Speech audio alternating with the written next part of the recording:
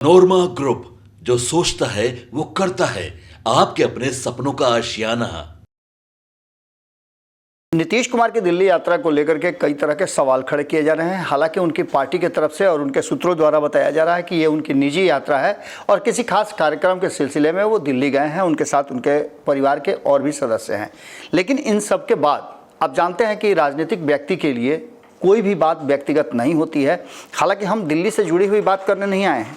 हम बात करने आए हैं कि दिल्ली जैसे ही नीतीश कुमार यहाँ से प्रस्थान किया, वैसे ही एक खबर ने जोर पकड़ लिया है। ये खबर है कि नीतीश कुमार के मंत्रिमंडल को लेकर के हमेशा से सवाल खड़े होते रहे हैं और एक बार फिर से उन्हीं की पार्टी के उन्हीं के मंत्री एक बार फिर चर्चा में आ गए हैं। चर्चा इससे पहले भी उनकी खूब हुई थी। एक बार पहले भी वो मंत्रिमंडल छोड़ करके फरार हो गए थे। बड़ी मुश्किल से, जो कहा जाता है तब की स्थिति के बारे में, कि एक उसी समाज के, जो अति पिछड़ा समाज है, उसी समाज के एक नेता ने कोशिश किया था कि वो वापस आए, लेकिन नहीं आ पाए थे। बहुत कोशिश करने के बाद भी वो नहीं मान रहे थे और उन्होंने तब भी नाराज़गी की बात नहीं कही थी, वो भ्रमण की बात कही थी। लेकिन एक एमएलसी जो नीतीश कुमार के बहुत करीबी हैं, उनके समीकरण के तहत भी आते हैं, जो पूर्व एमएलसी अब हो गए हैं, उन्होंने मदन सहनी को ढूंढ करके, खोज करके, मना करके लाया, जिससे कि पार्टी और मंत्रिमंडल के साथ साथ नीतीश कुमार की शैली का भी मान सम्मान रह जाए। जो नीतीश कुमार पर बार बार ये आरोप लगते हैं कि नीतीश कुमार मंत्रियों को स्वेच्छा से काम करने नहीं देते हैं, अपने अधिकारियों को वो अपने बस में रखते हैं और उनके अनुसार विभाग चलता है। मंत्री सिर्फ हस्ताक्षर करने के लिए जाने जाते हैं। ये सारी बातें कहीं ना कहीं एक बार फिर से, जब मदन सहनी नहीं आ रहे हैं पटना, लगातार वो बाहर ही रह रहे हैं। हालांकि उन्होंने इस बात से इनकार किया है कि इस तरह का कोई विवाद है, लेकिन जब हमने बात करने की कोशिश की तो उससे पहले कई मीडिया चैनल्स ने उन्हें जो सवाल पूछे थे, उस सवाल से वो असहज हो रहे थे।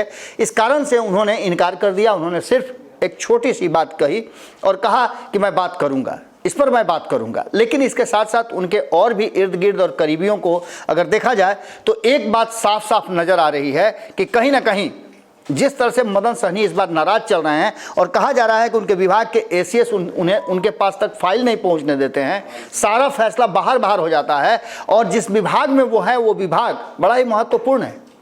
इससे पहले भी मदन सहनी के साथ ये बात हो चुकी है और वो अपने एसीएस को बदलने के लिए नीतीश कुमार पर दबाव बना रहे थे। अति पिछड़ा समाज से आते हैं और 2025 में इस समाज के वोट बैंक पर टिकी हुई है नीतीश कुमार की मुख्यमंत्री बनने की जो एक बार फिर से प्लानिंग है। वो पूरी तरह से आपको बता दें कि इस समाज के लोग नीतीश कुमार के साथ खड़े नजर आते हैं और खास करके जब से मदन सहनी के साथ साथ उधर आपने देखा होगा कि हरी शाहनी, ये सभी लोग जब काफ़ी एक्शन में आ गए हैं तो इस समाज का वोट बैंक एनडीए की तरफ शिफ्ट हुआ है।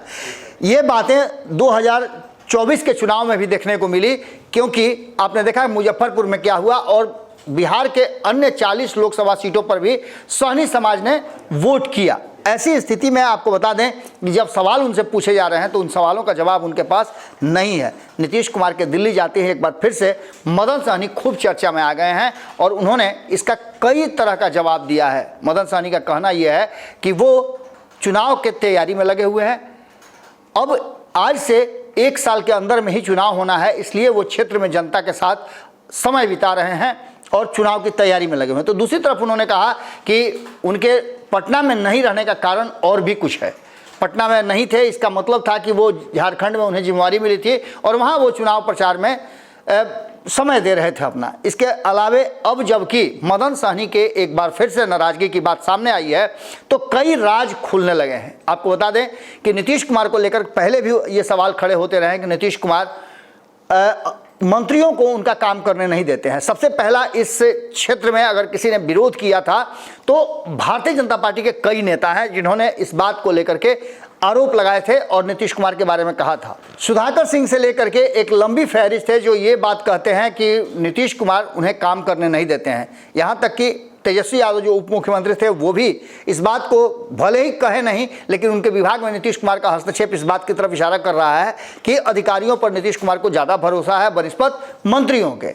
भारतीय जनता पार्टी के नेता भी जो मंत्रिमंडल चला रहे हैं उनको भी इस बात का मलाल है कि उन्हें खुल करके काम करने नहीं दिया जाता है। ऐसी स्थिति में अब सुधाकर सिंह ने भी इस पूरे मुद्दे पर राजफाश किया है। उन्होंने कहा कि उन्होंने तो जब काम नहीं करने दिया गया और ये परंपरा लगातार चली आ रही है तो उन्होंने इस्तीफा दे दिया था।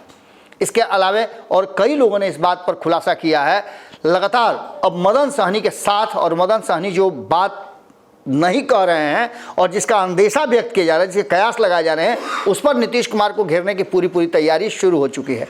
देखना दिलचस्प होगा कि जब दिल्ली से आते हैं नीतीश कुमार तो क्या फैसला लेते हैं, क्योंकि मदन सहनी को अपनी टीम से बाहर कर देना या मंत्रिमंडल उनसे वापस ले लेना ये संभव नहीं लगता है, क्योंकि अति पिछड़ा समाज का एक बहुत बड़ा वर्ग है, तबका है जो इंतजार कर रहा है और आने वाले चुनाव में उसके वोट की नीतीश कुमार को ज़रूरत है। मदन सहनी ऐन मौके पर अगर नाराज़ हैं, जैसा कि वो कह रहे हैं कि इनकार कर रहे हैं कि नहीं नाराज़ हैं, लेकिन जिस तरह का एक्ट हो रहा है, जिस तरह का वो लगातार पटना से बाहर रह रहे हैं, मंत्रालय भी नहीं जा रहे हैं और उन्होंने कामकाज भी एक तरह समझिए तो नहीं कर रहे हैं, तो इसका मायने है कि उनकी नाराज़गी है। अब देखना दिलचस्प होगा कि पिछली बार तो नीतीश कुमार के एक बहुत करीबी जो एमएलसी थे, जो अब पूर्व एमएलसी हो गए हैं, उन्होंने इस मामले को सॉर्ट आउट करा लिया था।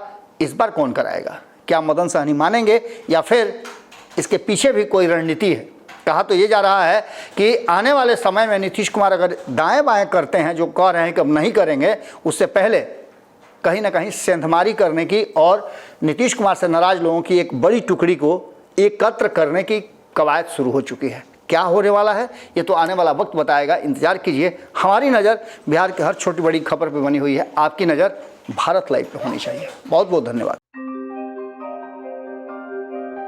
आपके सपनों को हमने सजाया है, ई होम्स पैनोरमा को हमने बनाया है। ई होम्स मेरा एक सपना था जिसपे मैं पिछले 4 साल से काम कर रहा था। हमने जो बनाया है वो सबने है माना।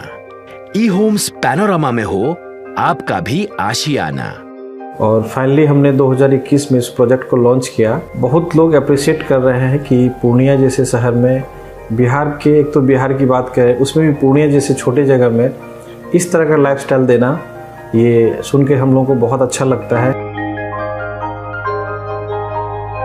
ई होम्स में हमने कुछ और भी किया है, जैसे हम जिस जगह में रह रहे हैं हमारे फैमिली सिक्योर हो, उनको सिक्योरिटी का ध्यान में रखा है। आपकी सुविधा और सुरक्षा आपके लिए खास है, ये आपका विश्वास है। इसमें आर्टिफिशियल इंटेलिजेंस का 7 लेयर सिक्योरिटी का हमने इस्तेमाल किया है। लस ग्रीन कैंपस को बनाया है। यदि हमारा बाउंड्री वाल है तो वो वर्टिकल गार्डन है।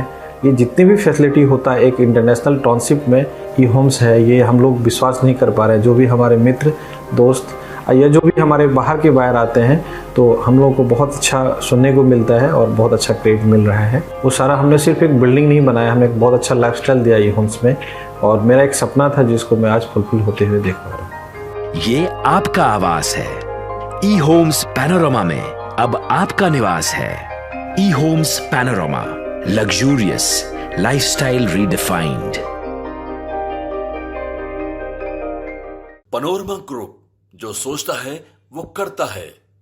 अगर ये वीडियो पसंद आई और वह बिहार के राजनीति और बिहारियत से सरोकार रखेनी तो सब्सक्राइब बटन दबा के चैनल के सब्सक्राइब कर ली। ओजे एगो घंटी बा, ओकरा बटन दबा देला से कुल सटीक और मारक खबर रुआ मुफ्त में मिल जाई।